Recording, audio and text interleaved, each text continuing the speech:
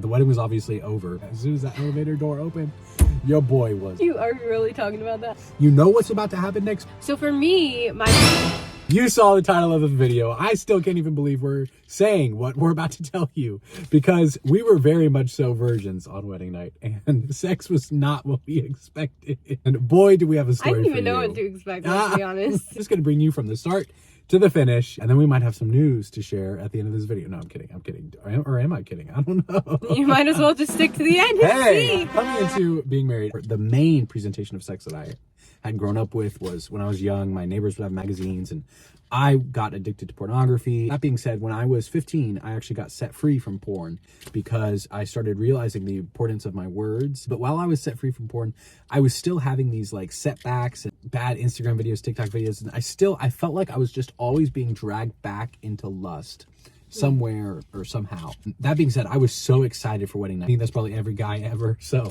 for me, my picture of sex growing up was pretty much non-existent. It was a taboo topic in my house, and it just wasn't talked about. I thought the sex was only for creating babies, and that's it. Like, I didn't know that couples did that more than for other purposes, I guess. Anyways, and as I grew up and I was at school and I was hearing things, I realized, okay, this picture that I have is completely different. And there was a point, you had mentioned pornography, that I also fell into that. I found someone in my family actually had access to those, and I found the stash, and I was just shocked. And so I ended up looking into those things, wondering, like, why would someone have this? Truly from curiosity, not necessarily lust. But God convicted me and was just like, Ally, this is not right. And so I was like, okay, I gotta stop that. And really from that moment forward, I just wanted nothing to do with sex at all. Like, I didn't even want to like think about it. I didn't want to look into anything about it. So you kind of like went from like one spectrum to like completely the other. Totally. Because I was just like, I want to stay as far away from the line as possible. I don't want to get into something. So you like wouldn't even think about it, talk about it? Like no. Nothing. And like people would talk about it around me. And to be completely honest, I would pretend to kind of be naive about it because I didn't want to enter that with my mind personally. It was just my way of protecting myself. We'll finish the story and then we'll talk about whether or not you're thankful you were like that. Yeah. Because I know there's a lot of people that are watching this and they're like, these Christians are so cringe and stupid and weird. They make no sense. They have no fun. Well, that's real interesting because now we're really going to tell you how much fun we have. Because the reality is on wedding day, I remember all the way up until wedding day, I was thinking about sex all the time. But I'm going to be honest, on wedding day, I actually wasn't worried about wedding night. I wasn't like really thinking about wedding night. Like, obviously, you were very in the moment. It was like subconsciously, working in the system, but like I actually did the same thing that I'd done my whole life. Is I told myself on wedding day, I said, Ally, you're not allowed to think about the wedding night because if you do, it's all you're going to think about. We didn't even have the hotel booked yet because I did not know this because I was like, she was kind of like counting on me because I'm like the travel guy, always figuring stuff out. He always books it all. But as we were like running off and the wedding was obviously over, we're just getting into the rental car. I've never felt just like such like freedom, yet at the same time, like you don't know really what's about to happen next. Like, so one of the most interesting feelings ever. Sex for like your entire life is just like this question mark. You've been presented all these images and versions of it, but they've never really been good for you. For me, like every version of sex I had experienced, masturbation, pornography, hearing other stories, had been a perverted where it feels good at first, but then it just rips you. But now all of a sudden sex is good. And I'm like, what? And allowable. No, yeah. And I'm like, it's righteous in it. I was just trying to stop on the side of the road, you know what I'm saying? It felt differently. You wanted a special. Oh, yes, it needed to be very special. Yes, which I came around to. I agreed to now. But the hotel I was planning on was like, no, we're booked. So I was surprised by that. So then we drove around and we couldn't find any hotel. Everyone was getting married, all these graduations. Yeah, we live in a huge city. I mean, I also should have booked it beforehand. But anyways, I was thinking about a lot of other things. It gets even better. We called this hotel and we finally were able to book it. Well, we walk in and they're like, hey, we just called you. I know we said we had booked the room, but actually we're overbooked. We don't have any space. And I look at Ally. I'm like, you are stinking kidding me. I've waited 22 years of my life. And she saw that we were just married. She's like, you know what? Yeah, we were dressed. I was in a wedding dress with a veil. She's like, you know what? I don't do this, but y'all just got married. I'm going to give you a room. I'm going to call the next person and just tell them they don't have a room. I'm like, praise the Lord. Favor. The favor of the Lord. It truly was a blessing from the Lord. And I'm it was such a nice hotel. And I'm so thankful. True. She's got all these memories and moments. I'm just like, wow. And let me tell you, as soon as that elevator door opened, your boy was excited. Now sex is good, like, unlocked. It's like, permissible. here's what I realized, and it makes so much sense. So we open the door, we get into the hotel room, and we're kind of at first like, all right, what now? You don't want to like rush into it because it doesn't just want to be a transaction, but it's like it's a precious moment. Yeah. And that's what I saw for the first time. As a guy, the only image of sex that I've had my entire life has been a transaction, a McDonald's cheeseburger. Let's be honest with ourselves, right? And so for the first moment of my life, though, like I sat down and before we had sex, before we took off any clothes or got to that point, I was just like, wow, I started to get it. This is a really serious moment. Yeah. And it makes sense why we've waited. And then it really made sense because once we were actually intimate, sure, we didn't know all the different details of sex, but it's not that complicated. People are like, oh, I don't know. You got to do the pre-trial. I don't know how they're going to be. And it's like, that would be like me saying, look up a YouTube video on how to eat a hamburger to know how to eat a hamburger. It's like, no, you don't need to know how. Like you eat, your body just knows how to have sex pretty much. It just, your parts fit, okay? It's not that complicated. Oh my. Basically for me, we had just finished our wedding. It was a beautiful day. Everything was great. And then we get into the car and I'm kind of like, okay. So now I get to think about this stuff. Like now's the time.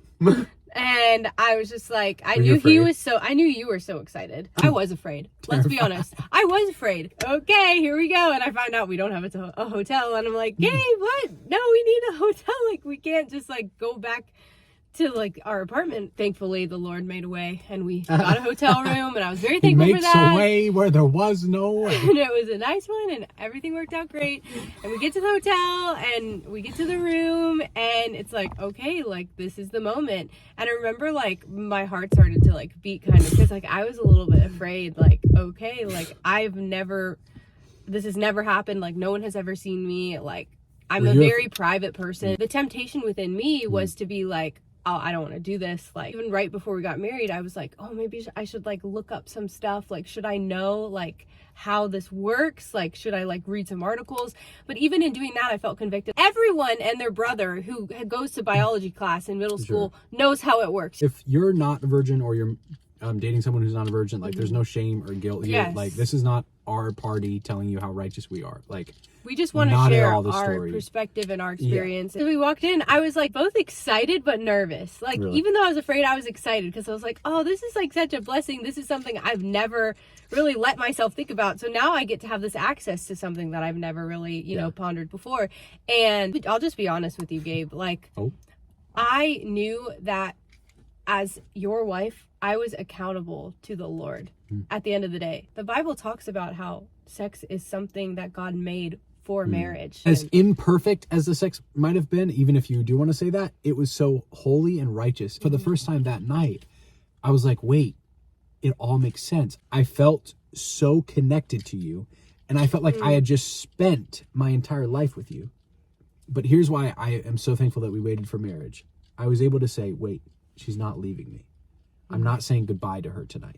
And that was the difference. Whereas every other sexual image that I had ever had was always from an iPhone. It was fake. Like there was no depth to it. It wasn't a relationship. Yeah, I was thanking God the entire night. In the matter of a few seconds, we were literally so close. No, and I had no like fear or insecurity around you of just being like my bare self. And I think that's something that I always was kind of afraid of. Like growing up. So was it like a switch flipped? Like it honestly was. And I think a lot of people say like, oh, it's not like you just flip a switch and like everything's but no, that was my experience. No, it kind of is. It really was. And like for people who say otherwise, like, you know, that's their experience. But personally, it really was like that. One of like my fears before getting marriage was like I was afraid that within marriage, like you see each other and like you're always with each other and you have like no privacy. And I've always been a very private person, and it was just amazing how in an instant I did not fear that at all. Like I was okay with that. I was okay that you were in my space, sharing my space in every single way. What's your hair doing? It's everywhere. Sorry. You got it. It's okay. There it is. People say like, oh, you got married earlier in the day. I'm actually really convinced we weren't married until that moment, because that's how you become married to someone, is you interlock yourself. Yeah. What I was so amazed by though was we didn't just have sex physically. There was something where I started immediately feeling you more in my heart. In my soul, it was like my brain interlinked with you.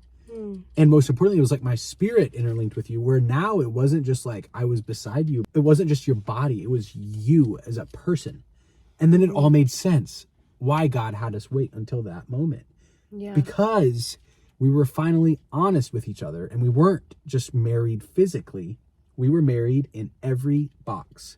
Finances, covenant, rings, and where we like everything finally was congruent, and it all just fit. And you know that feeling where you have a puzzle and things just don't fit, and it's just like you have one piece and it just everything else is out of line because that one piece is just not right. Yeah. And I finally realized why God had us wait till marriage, because the truth is, when you are sexually intimate with anyone or anything, including yourself, i.e. masturbation, you are experiencing a perverted version, a plastic McDonald's version of a hamburger, which is not the real thing. And as great as you may think it may be, people that defend OnlyFans and pornography and free OnlyFans on Instagram, you know what I mean? They defend all these things. It's like, man, you don't understand how amazing sex is inside marriage.